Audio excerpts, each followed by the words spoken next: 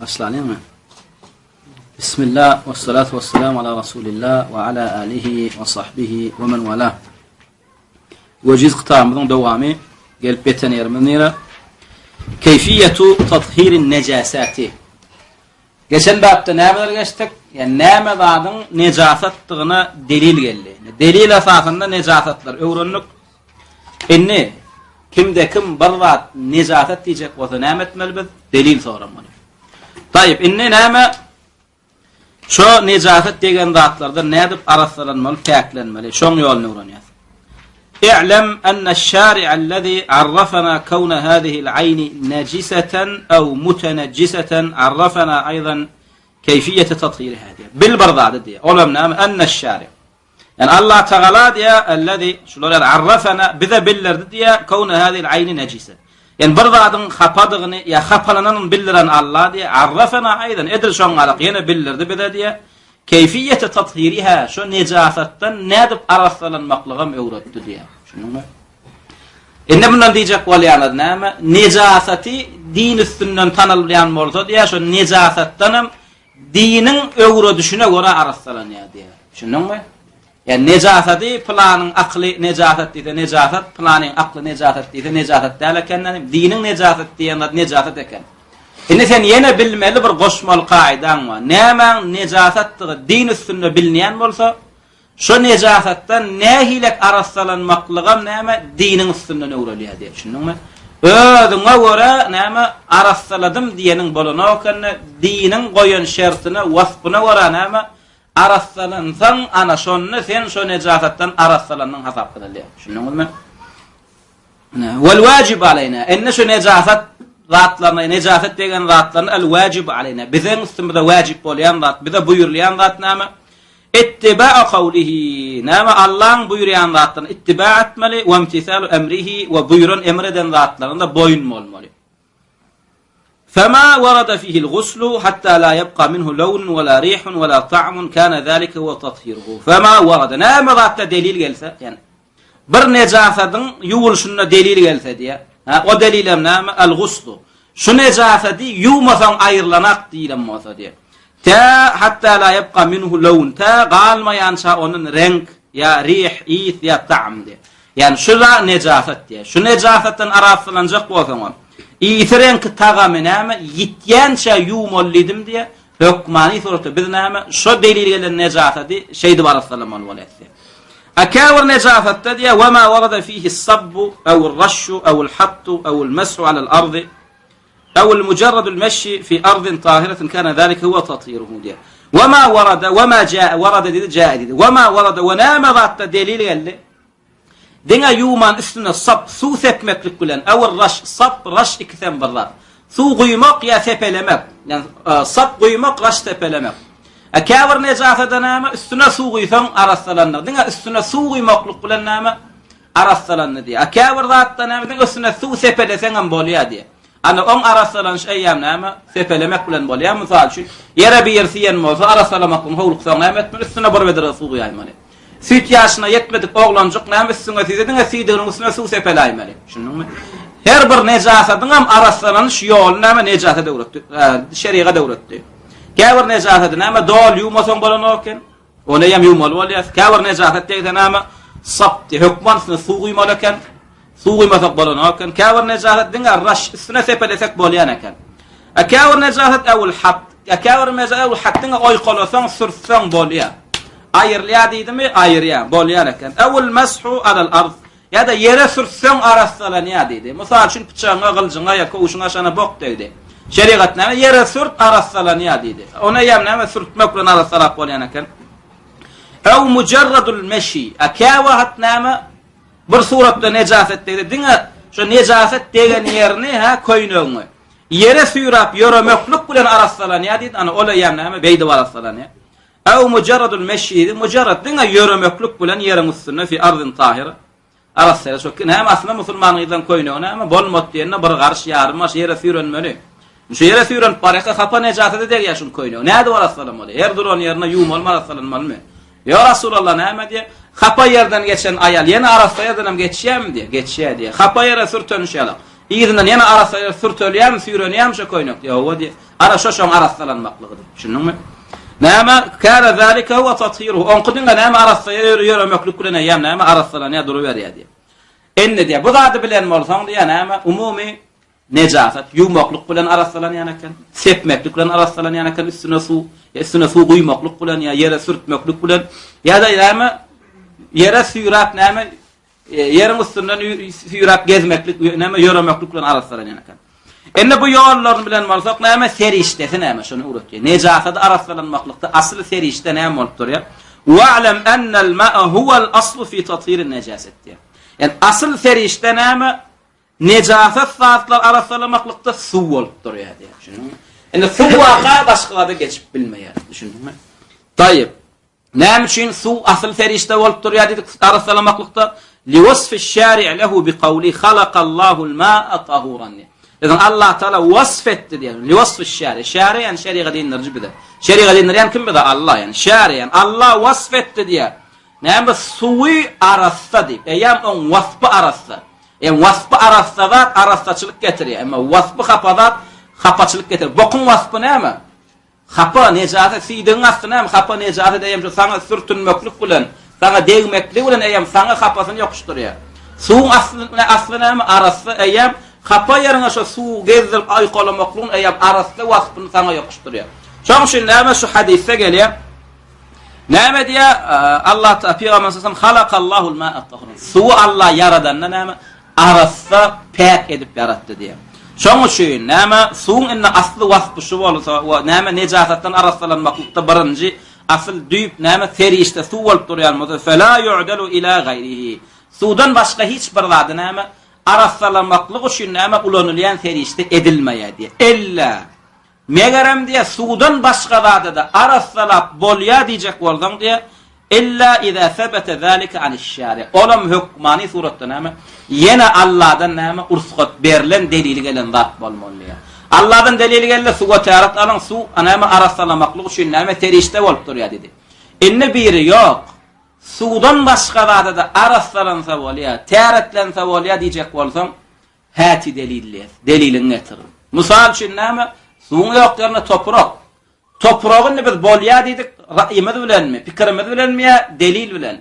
Delil bilen sen ýene bir zat bolýar diýjek bolsaň delil getirmeli. Şunňmy? Täsen näme? Bu zatlar dini zatlar. Ve illa fela ve illa yani eğer delil olmasa fela yani fela yu'dalu ila gayril madi yani. Delil olmasa sudan başga zat näme arasalanmaklyk üçin serişde ulanylmaýar diye. Näme üçin li'annahu udulun anil ma'lumi kawnihi tahuran ila ma lam yu'lam kawnuhu tahuran. Näme üçin? Tayyip aslı su ulanamazda näme üçin ulanır?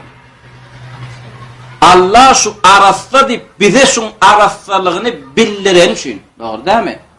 Enne bizde näme asly wasfy belli zat näme?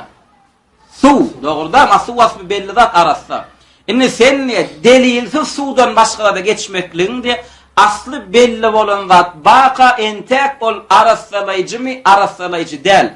Asly wasfy näbelli da geçdiň bolýar diýip düşünün. Olam hiç gaçan akylly kabul edenak belli zat baqa bellin taşlana näbelli da gitmekligi akıllı adamdan etýän zat. Hatta akıllı adamam edenak. Öňünde arasa halal zat baqa onu taşlap etek näbelli köçüde ýatan iýmiti ýek bolýar. Şunun ente on nämeden belli däldi akıllı adamam. Şu şeriat adam näme? Aslında şu akıllar şu akıl berenem şeriat. Şu şeriat adam näme diýär? Näme üçin delil bolmasa sudan başga zat arasalayjy serişde dip ulanıp bolanok diýär. Sebäp diýsem li'annahu udulun anil ma'lum udul näme taşlap başga geçmeklik diye belli bolan zatdan tahurun arasalygy ila ma lam yu'lam kawnuhu tahur näme eter belli bolmadyk näme zada arasalygy diýen arasalygy näbelli bolan zada näme geçmeklik diye arasalygy belli zat taşlap diýen. Şoň üçin onda näme netije gelýär? Bize Allah bildirmese näme arasalygyny biz bilip bilemiz hakyň. Şoň üçin näme halal näme haram, näme nejasat, näme arassa. Bu zatlaryň çeşmesi nämeken? Dine din eken. Dinin halal diýen halal, dinin haram diýen haram. Dinin arassa goranlar arassa, dinin hapa goranlar adam hapa ken. Adamlaryň bu zatlarda hiç aklynyň näme qoşandy, täsiri ýok eken. وذلك خروج عما تقتضيه المسالك الشريعة. Yani belli bolanatı näbelle çykmaklyk diýen näme şerigatyň senden talap etýän, ýöremekligini talap etýän ýolundan çykmaklygyň bolýar. Şunu. Eş-şeria el-mesalik şerigatyň mesalik ýollary näme ýöremekligini talap etýän taqtadihi ýollary amma huruj diýen. Yani diýdigi şerigat sana näme ýoldan talap etýär? Delil bar ýoldan ýörediýär şerigat sana. Şerigatyň senden talap etýän ýol näme eken? Delil bar bolan mezhepden, delil bar bolan ýoldan ýöremekligi talap etýär şerigat.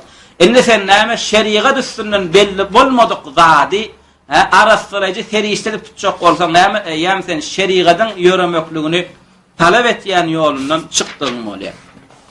Tayyib fa iza alimta hada diye فإليك ما جاء به الشرع في صفة تطهير الأعيان النجسة أو المتنجسة. Yani hakikaten kaideleri aydınlatlara düşünün bolsaň diye. Näme diye?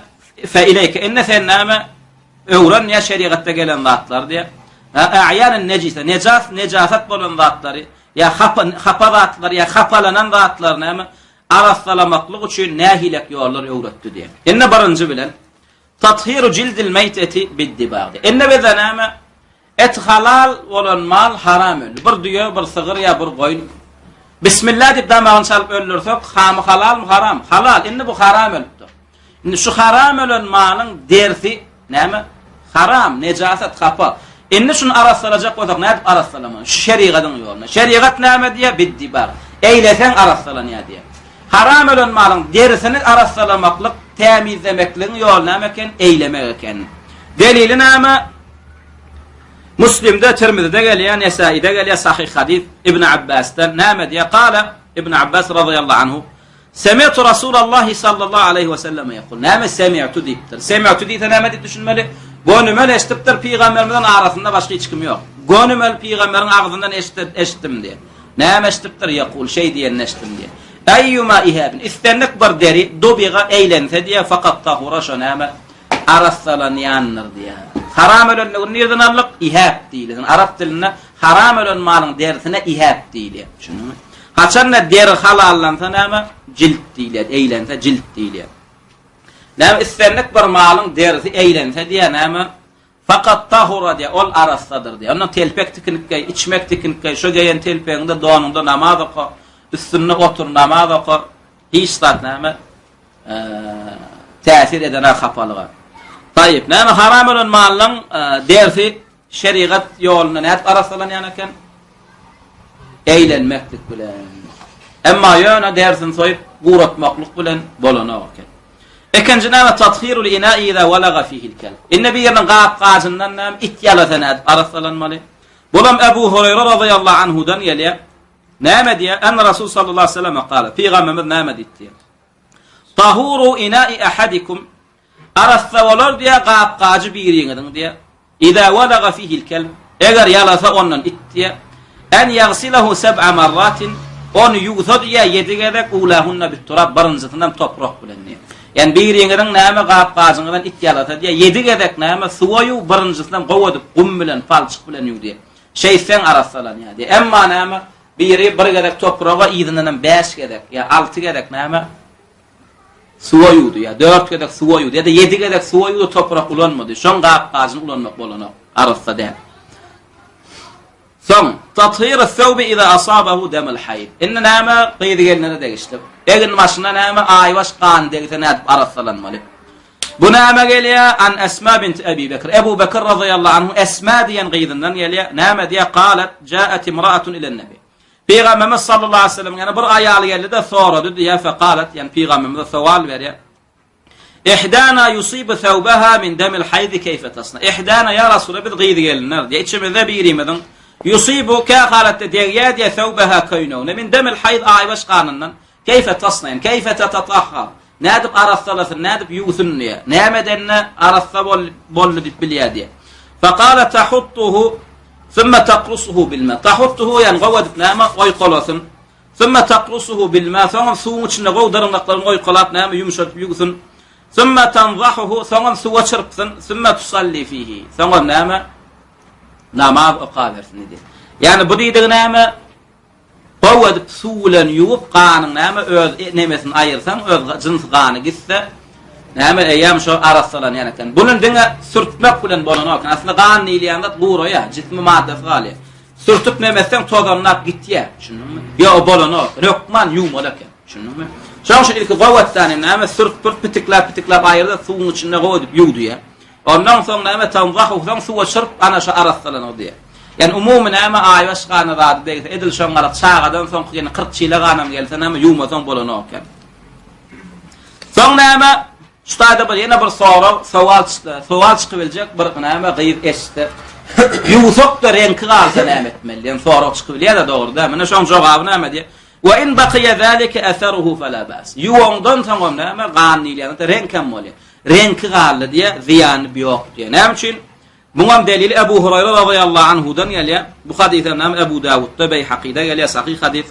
Näme anna Khawlata bint Yasar. Näme Yasarın gyzy Khawla diýen näme ayal soraýa Peygamberimizden ya Rasulullah diýär. Ey Allah'ın Rasulu diýär. Leysa li illa thawbun wahidun diýär. Allah razı bolsun şu sahaba ayallardan. Men ýekece geýimim var. Ýekece koýnagy bar eken.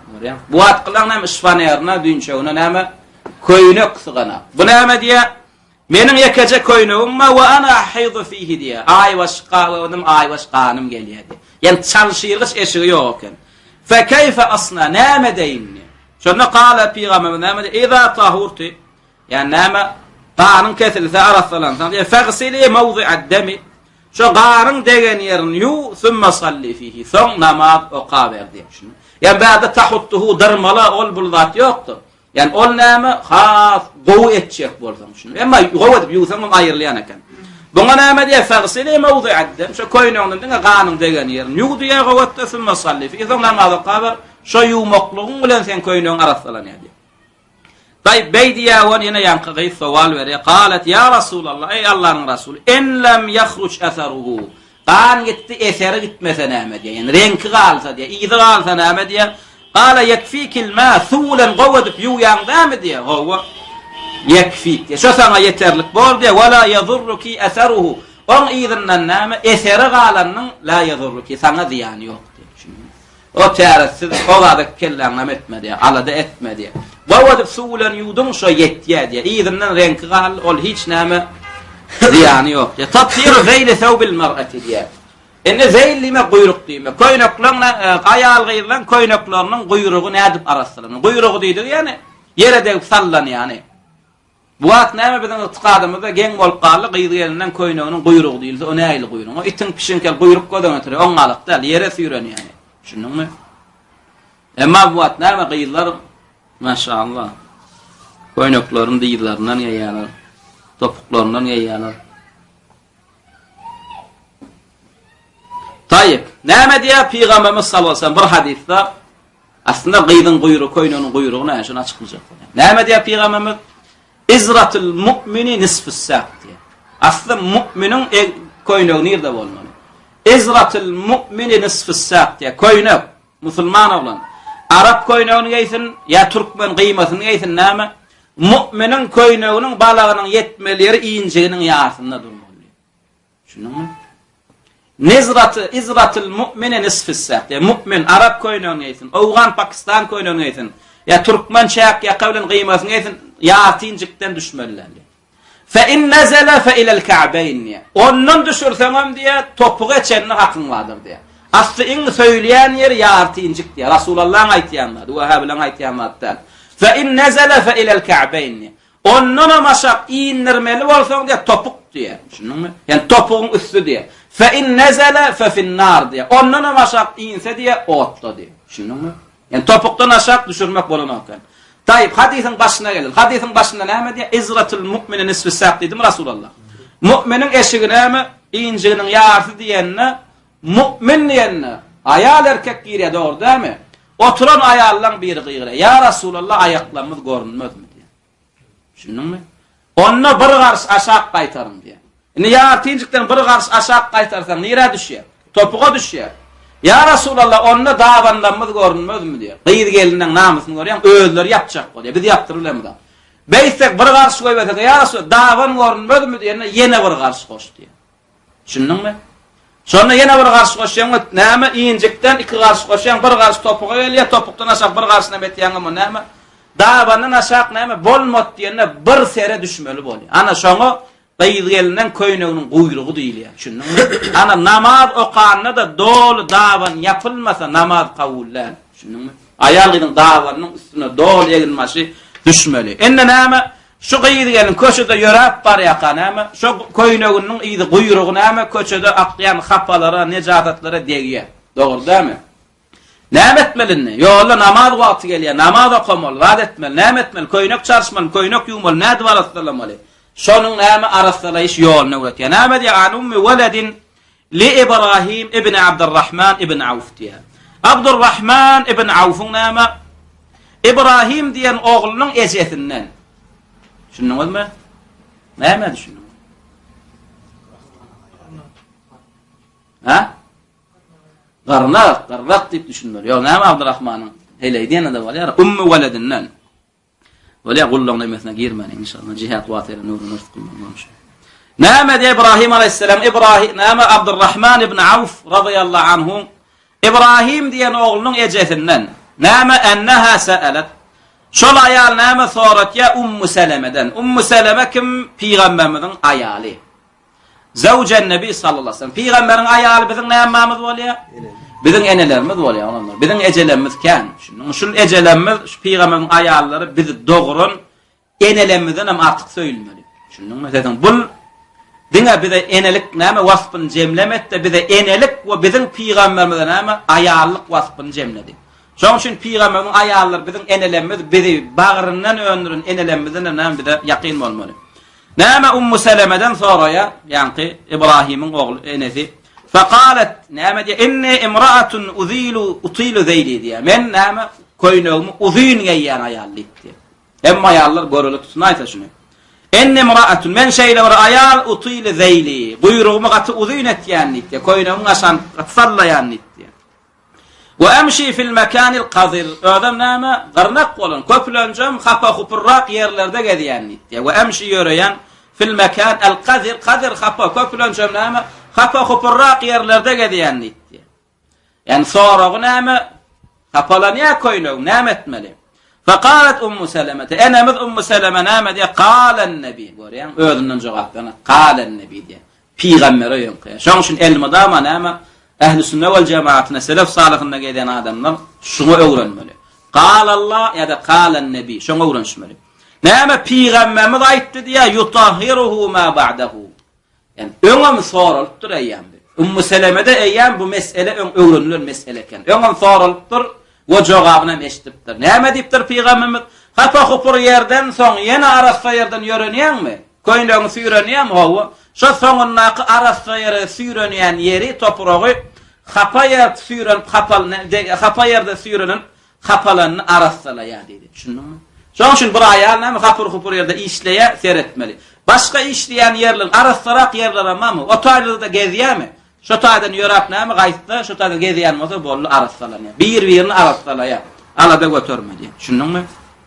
Yutahhiruhu ma ba'dahu. Hapa ýere süýrenenden soň arasy ýere süýrenýän bolsa näme şu arasy süýrenen ýer şonu arasylaýar diýe. Emma gördü wagty bu kafidige dedi soňam arasy toprağa sürtünmedi, gezmedi. Buna hem ýumaly bolýar. Ýöne bärde yutahiru ma ba'du hakykatdan başga da näme arasy gumly toprağa sürtünýän bolsa arasylanýar. Emma sürtünmeýän bolsa hapa arasylanýar. Tathhir thawb min bawl as-sabiyy ar-radhi'. Beşinci näme süt emýän, süt ýaşyndan çykmadyk çağan sidiginden nädip arasylanmaly. Süt ýaşam olanlar 2 ýaşdyr.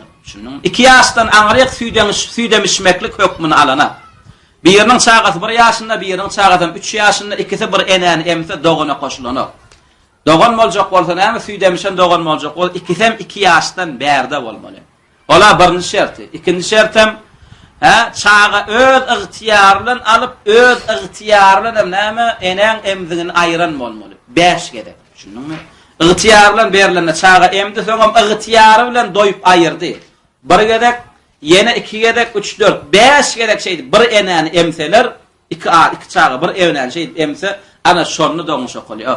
Näme massatan ya 1 gedek soron, 2 gedek soron, 1 gedek emeni, 2 gedek emeni. Ol süýdemişmeklik doganlygyny hiç goýanok. Düşündiňmi? Süýdemişmeklik hökmüni getirenä. Bir yerin ne mesela çağatın süydemişen olacak bolsa çağa öz ıhtiyarın acıgandan näme göğüs berlen almalı. Dom şop emibem doyup öz ayırmalı. Amma käbir jahil ýalar näme etdi? Beriya bir gedek ayırya. Beriya ayır ödü 5 gedek şeýtýär bir menden içinde. Bolly sen näme men oglum sen doganyň diýär. Ýok, öz ıhtiyar bilen taşlamaly. Ödüm 2 ýaşyň içinde bolmaly, 2 ýaşdan aýrygam emdirmeliler. Taýyp. Soňam näme köp bölegi süýtde oturan bolmaşa çan. Käbir çağa näme etdi? 6-ýa daýdan soň näme? Nahara turtýarlar. Eýen bu näme 3 wagtyna nahariya 4-nji watyny ejeň süýdi näme? Öýen bu süýdemeýän çağa giren ha. Şunun barady belli. Bir ýaşyna sen ediňe eneň süýdi näme? Soň süýt bilen çörek berip başladylar. Eýen bu çağa günne 3 watyny ýanmaga seretýär. Günneki iýmitiniň köp bölegi eneň süýdimi tagam? Nahar. Eneň süýdi bolsa onda süýdemeýän çağa bolýar. Emma süýdemeýän ýaşynda 2 ýyldan bärde bolsa da 2 ýyl dolmadygan bolsa köp iýen zady näme? Eneň süýdi bolan başga zat bolsa ýa bu nejahaty süýdik nejahat, uly nejahat, ýumaly bolýar, etmek bolanok.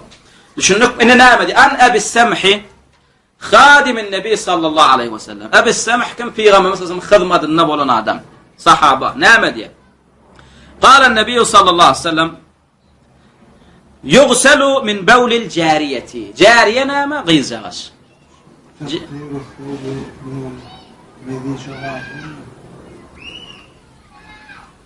يغسل من بول الجارية.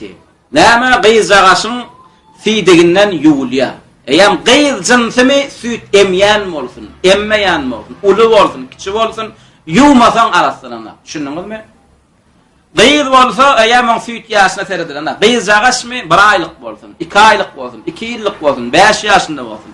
Üstüne süýdimi hökmani suratda şoň degilen ýeri ýuwulmasa bolanok. Taýp oglanjyk bolsa we yurashu min bawlil gulam. Emma oglanjyk bolsa näme? Şoň süýdiginiň degen ýerine bir gysym suwal ýaňdan üstüne sepäýär. Bolly. Şo arasalan ýa. Gyz bolsa näme ýuwmalaken, ýuwmasaň bolanok. Oglanmasa näme? Diňe bir gysym suwal ýaňdan şo süýdiginiň üstüne ýuraşyp sepäýärmeli. Bolly şoň arasalanmaklygy. Taýyp. Bunga bir topar hikmetler var. Näme üçin gyz bolsa ýuwulýar, oglanmasa ýuwlanok. İnşallah soň başga uluk tapdalar. 6-njy näme tathhir thawbi min al-mezi. Enne mezi diýler. Näme mezi näme diýdik? Adam gyjynlaryna gelýänçe suwukluk diýdik. Şo egin maşyna diýsen näme etmeli? Näde barasalanmaly? Gelýär. An Sahl ibn Hunayf. Sahlan rivayet edilýär. Näme diýär? Kuntu alqa min al-mezi shiddatan wa ana'an. Kuntu alqa qatid näme? Kan duşýadym diýär näme? Kıyınçılığa kösence diye mezin sebebinden. Yani mezi gelse çok gusul alıp görün eken. Düşündün mü? Yuzan bolyanını bilmen. Mezi de şahvatta gelse dölye alaktırıydık, gusul almalıydık näme? Ödüm kan mezisi geliyen eken. Günne 3 gerek 4 gerek kızınlarına bir ucu örlense gidip gusul alıp görün eken. Katı kan kösönüm diye. Kuntu alqa minel meziyi şiddeten ve ana'an idi. Şiddet bir kösönç, ana, ta'ab, yağda, şeyle bir kösönçlüğü, yağdavlığı uçuradım diye şu mezi sebebinden. وكنت أكثر منه الاغتسال يرحمك الله وكنت أكثر أدم كان نام الاغتسال غسلت يادم منه مذي ثواب النن فذكرت ذلك ثم من ثم نشدمان رسول الله عيتم فذكرت ذلك لرسول يا رسول الله مذي كان أدم كان غسلت يادم بل نام بل ينلك يا başka bura yok mu bağ mı deyip sorandı. Sonra Peygamber mesajım nâme diye fakal ennema yeczike min zâlikel vudu. Näme gusul al-kösen berpsin diye soray mala diye diňe täret alsaň bolýar diye. Ennema yeczik yeterlik bolýar saňa min zalikel wudu. Mezin gelme diye täret alýan degen ýerinem diňe ýuýan bolly gutordy diye ama gusul almaklyk aslan gerek geldi. Şunuňyzmy? Faqultu ya Rasulullah. Mezi gelse bula öz hökmüken. Menden mezi gelse näme etmeli? Täretim baý bolsa diňe täret alaýma leken täretim poda gusulum podana. فقلت يا رسول الله ثم ينا سوال برنامج كيف بما يصيب ثوبي منه يا رسول الله كيف نايلت مل بما يصيب اگر دغسه كوينوما اونن يعني مذي كوينوما دزنامت مل لان قال يكفيك ان تاخذ كفا من ماء فتنضح به ثوبك حيث ترى انه قد اصاب منه يكفيك ثغديا نام يتياديا ان تاخذ كفا برغشوش سوال ها من ماء كفن ده برغشو استوال إلنا من ماء فتنضح به ثوبك ثم كوينون هما حيث ترى أنه قد أصابهم كوينو نيرثنا ديغن رأيتهم لأن تردن كوينو اشتان ديغن رأيتهم برغشو استوالا شو تقوي دانم şeyde büyüyüp sıktıya bollu diye. Şunu mu? يكفيك أن تأخذ كفا من ماء فتنضح به ثوبك برغثم ثوا برغشو استوالا شو يو نيرثنا ديغن رأيتهم ديغن يرنيو bollu yeterlik diye koyunum. طيب تطهير أسفل النعل diye. تطهير أسفل aşağı النعلم كوش Türkmenler atın kanal yanına şundan gelip çıkan şey na'alli dedi. Dediklerin atın koğuşuna na'alli. Aslı adamın koğuşunda Arapça na'alli diye. En koğuşun aşağına kapayıptır. Yumalı mı? Ne etmeli? An Ebi Sa'id el-Hudri radıyallahu anhu enne Nebiye sallallahu aleyhi ve sellem kal. Ebi Sa'id el-Hudri'den gelen Peygamberimiz sallallahu aleyhi ve sellem ne diyor? İza caa ahadukum ila'l mescid felyanzur. Eğer biriniz gelse diye mescide seretsin ya nira koğuşunun aşağına.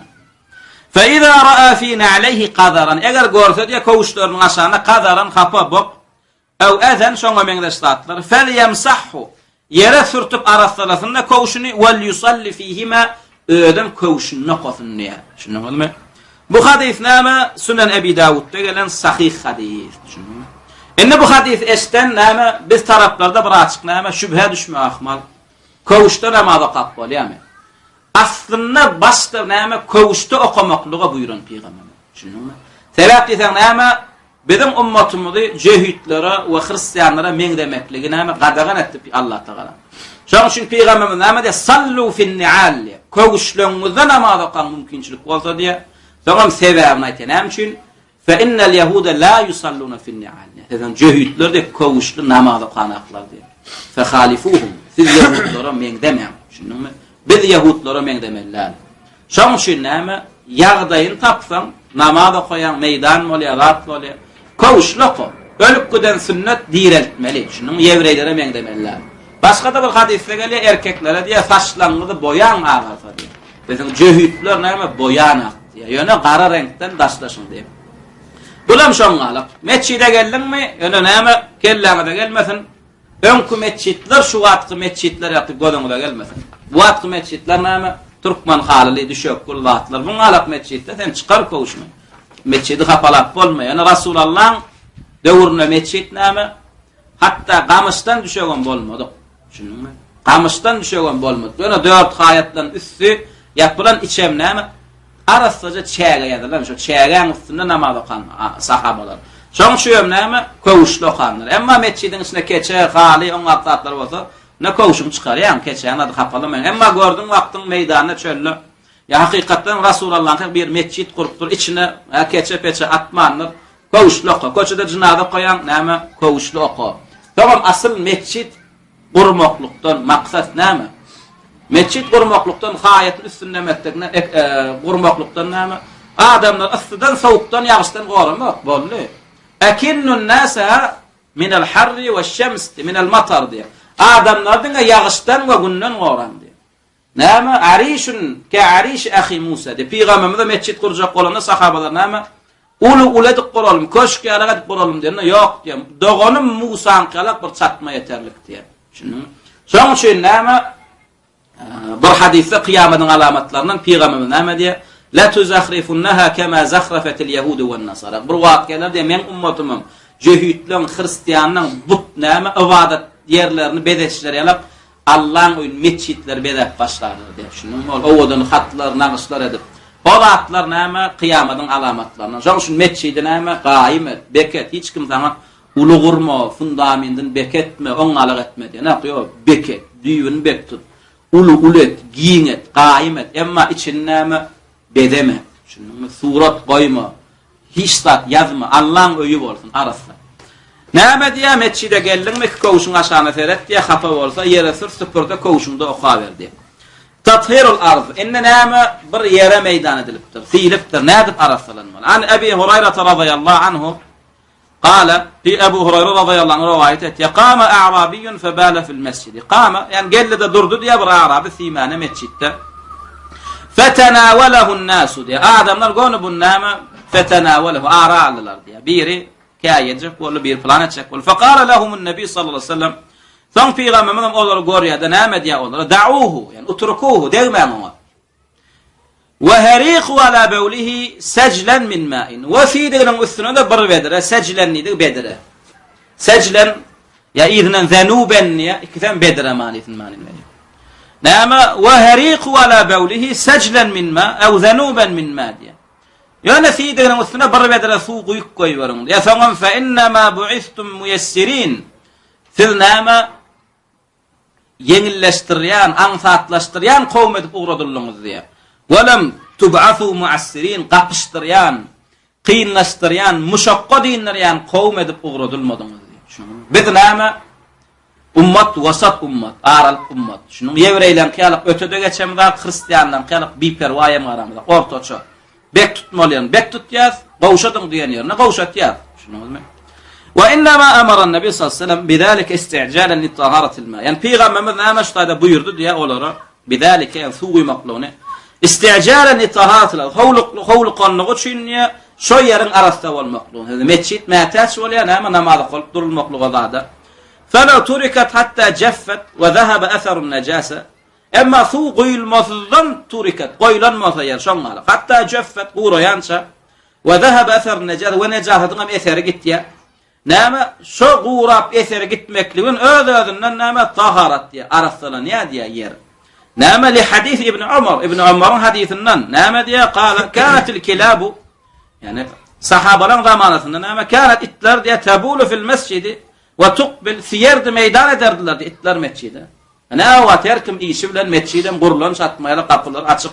Bu wagtda näme kamera ýok mescitlerde o döwrün kýalyk. Bu döwrün kýalyk o döwrler mescitde näme kamera yok ya cumada dına açılya başka onlar yapılya şunun kapsınna nolki kamset on mungalık saatlar doğru ongalık yok mescitlerde Allah'ın oyu isteyen vakit kim geliyor namaz okuya Kur'an okuya açık kapı ha itler rahatlaran kavat girip ne meydanat ederdi diye şunun zamana Rasulillah peygamberimizin zamanında ödem felem yakunu yarşuna şey'en ödem näme suwam uymazlar diye. Yani öyle gurak gitýärken. Yani bu namaz akşam namaz adamdan boş wagt köplenç.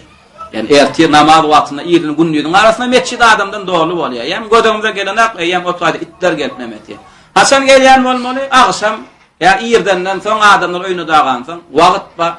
Ýa näme bir meýdana dikse olur ýa ikinji jemaat namaza da gelýänçe öýle ýa fejre guraýarken.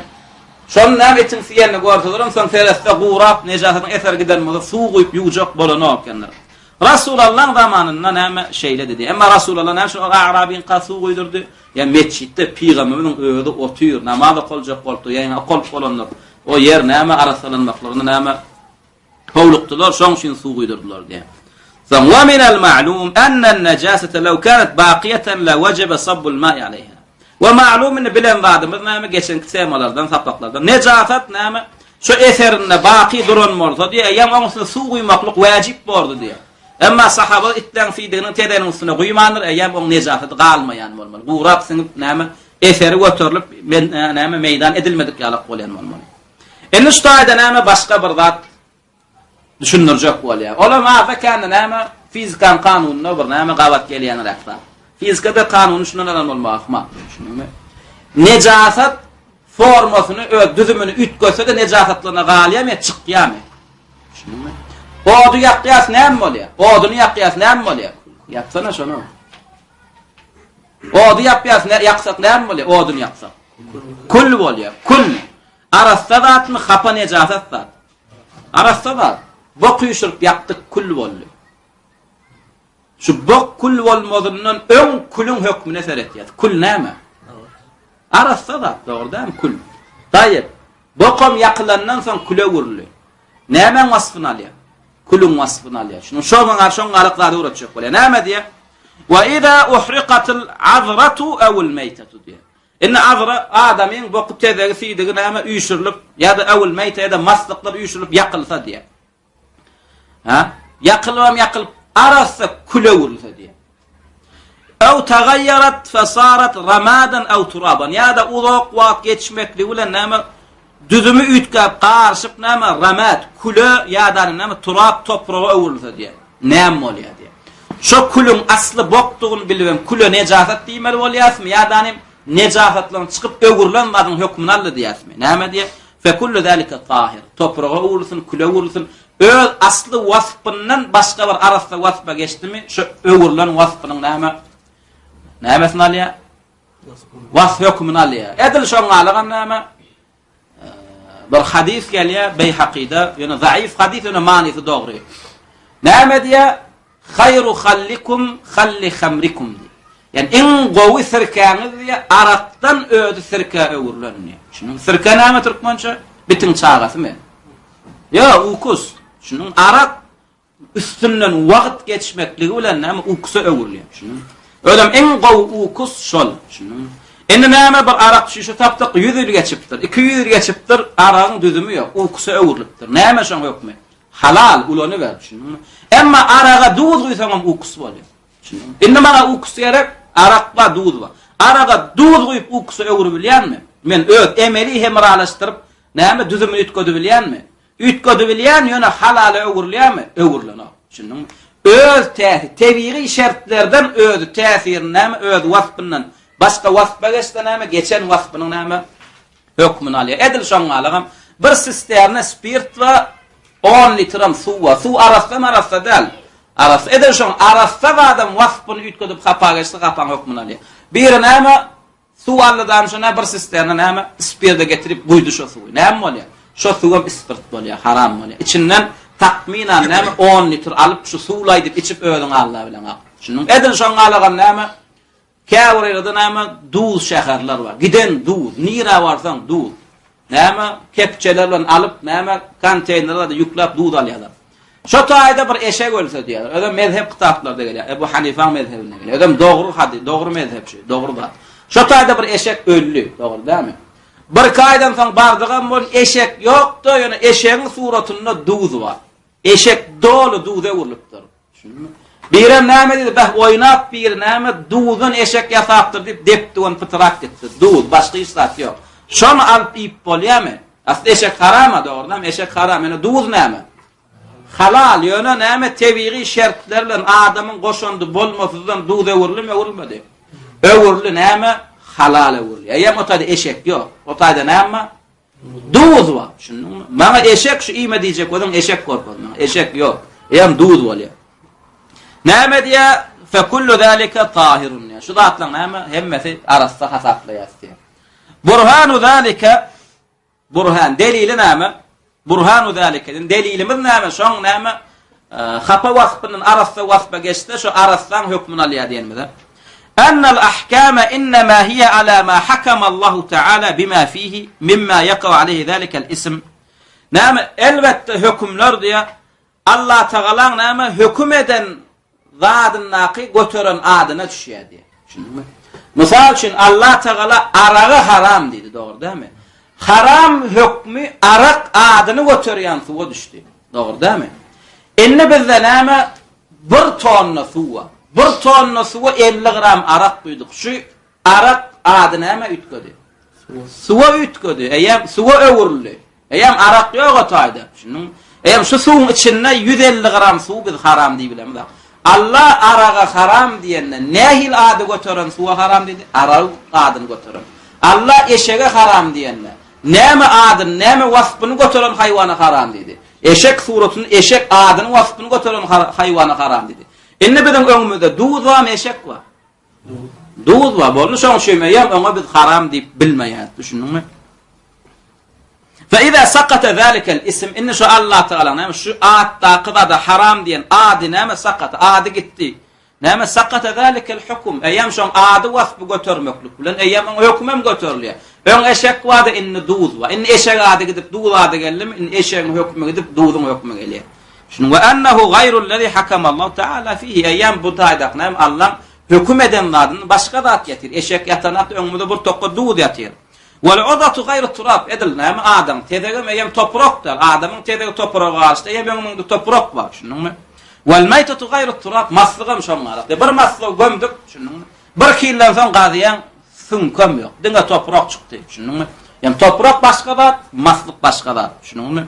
وهو اختيار شيخ الإسلام ابن تيمية. Şu mezhebi sayılan Açanna adı wasp götürülüp, ha? Bir necaset zat, bir haram zat. Adı wasp götürülüp, dolu halal atlı wasflarda öwürülse. Näme? Şo halala öwürlen wasfyň hökmüni alýar diýilen mezhep kimin mezhebi? İbn Teymiyye rahimehullah mezhebi. İbn Teymiyye de kimden aldy şunu? Ve qala hada mezhebu Ebu Hanife. Şu Ebu Hanife'ň mezhebi diýdi. Ve Malik fi ahad al-qawlayn. Ve İmam Malik rahimehullah bir sözünde halal diýdi. Ve ihda riwayeteyn an Ahmed. Ve İmam Ahmed'in bir rivayet diýdi.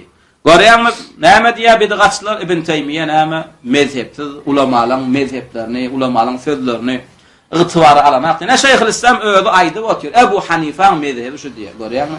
Öýdem näme Ebu Hanife'ň mezhebini ýigrenýärler. Ebu Hanife'ni ýigrenýärler. Ebeden Ebu Hanife ýigrenilen bolsa mezhebiniň sözü getirilir. Emma bärde Ebu Hanife'ň mezhebiniň hak bolmaklygyny iteren zat näme? Ebu Hanife'ň delili hakdy. Şunuňmy? Şoň üçin delil Ebu Hanife'ň qada bol. Ebu Hanife'ň sözü başymyzyň täji. Emma şu meselede Ebu Hanife'ň sözü delilsiz bol. İmam Şafii'ň sözü mezhep delilli bolsa. İmam Şafii'ň sözüň delilini alýar. Şunuňmy? Wallahu ta'ala a'la wa a'lam. Wassalamu alaykum wa rahmatullahi wa barakatuh.